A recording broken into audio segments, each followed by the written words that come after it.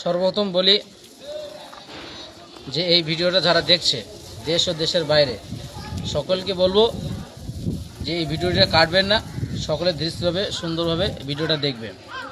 সর্বপ্রথম যে আপনি প্রশ্ন করেছেন যে সম্প্রতি নিয়ম চালু হলো, বিশেষ করে যে মুসলমানদের উৎসব ঈদুল আজহা, সেই ঈদুল আজহারকে সম্মুখে রেখে যে একটি নিয়ম চালু হলো।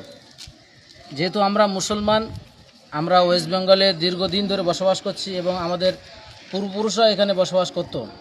আমরা ছোট থেকে দেখে এসেছি যে এই ঈদুল আজহাতে আমাদের পূর্বপুরুষ দাদু বলি, আমাদের পিতা, আমাদের আরও কাকারা, তারা এই ঈদুল আজহায় গরু জবাহ করত। সেই সূত্রেও আমাদের বিগত আমরা কয়েক বছর করেছি, কোনো সমস্যা নেই। কিন্তু এবছরে আমাদের সরকার যে নিয়মটা চালু করেছে সম্ভবত 1950 সালের নিয়ম, তা আমরা নিয়মকে সাধুবাদ জানাই, কোনো সমস্যা নেই মুসলমানদের এই নিয়মের জন্য। আর দ্বিতীয় যে আপনি প্রশ্ন করলেন যে মুসলমানদের গরু জবাহ করার জন্য, গরু জবাহ না করলে কি মুসলমানদের কোনো ক্ষতি হবে, এই প্রশ্নের উত্তরে বলবো যে মুসলমানরা যদি গরু কুরবানি করতে হবে এমনটা কোনো বাধ্যতামূলক নয় যে মুসলমানরা গরুই কুরবানি করবে না। মুসলমানরা মূলত গরু, উট, ছাগল, দুম্বা যে কোনো কিছু দিয়ে যাদের নেশাব পরিমাণ হয়েছে, যাদের অর্থ হয়েছে নেশাব পরিমাণ, তাদের উপরে এই কুরবানিটা ওয়াজিব। তারা যে কোনো পশু দিয়ে তারা কুরবানি করতে পারে। যদি সরকার মনে করে যে মুসলমানদের গরু কুরবানির ক্ষেত্রে এত নিয়ম বাধা বা নিয়ম নীতি যদি করে দেয় মুসলমানদের ক্ষতি হবে, সেক্ষেত্রে আমি বলবো এই ধারণা বা এই চিন্তাধারাটা ভুল। মুসলমানদের গরু যে কুরবানি করতে হবে এমনটা কোনো কথা নয়। মুসলমান চাইলে যে কোনো হালাল পশু দিয়ে সেটাকে কুরবানি করতে পারে।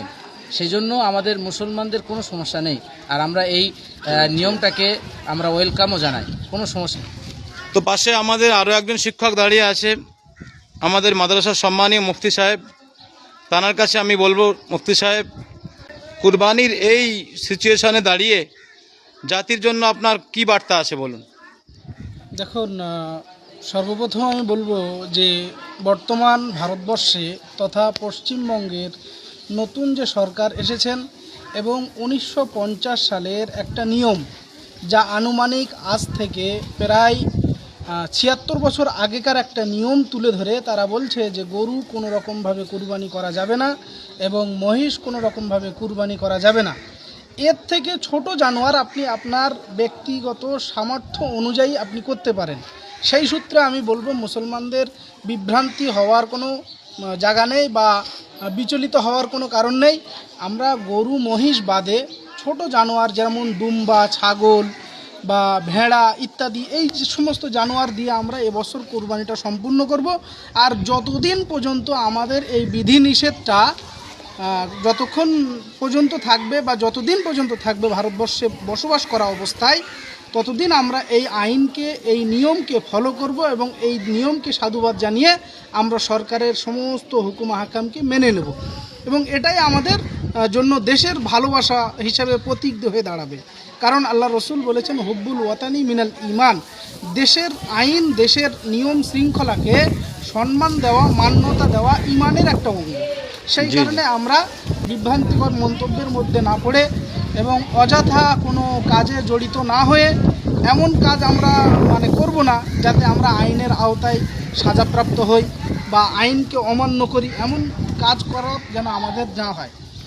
আর যেহেতু গরু আমাদের ব্রাদারানে ওয়াতান যারা আছে হিন্দু ভাই, তারা তাদের পশুটাকে মাতা হিসেবে সম্মান দেয়।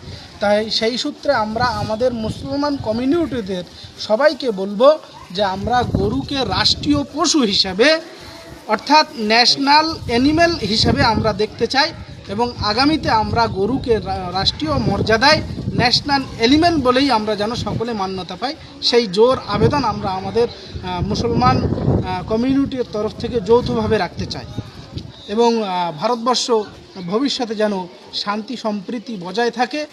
বছর বছর বা লাখ লাখ বছর যেন আমাদের এই ঐতিহ্য, আমরা আমাদের ভ্রাতৃত্ব বন্ধন এবং একে অপরের সঙ্গে মিলেমিশে কাঁধে কাঁধ মিলিয়ে চলাফেরা আমাদের জন্য সহজ হয়, সেই আশা, সেই দাবি আমি জানিয়ে আমি আমার সংক্ষিপ্ত দাবিটা এখানেই ইতি করলাম। মাশাআল্লাহ, মাশাআল্লাহ, ধন্যবাদ সকলকে।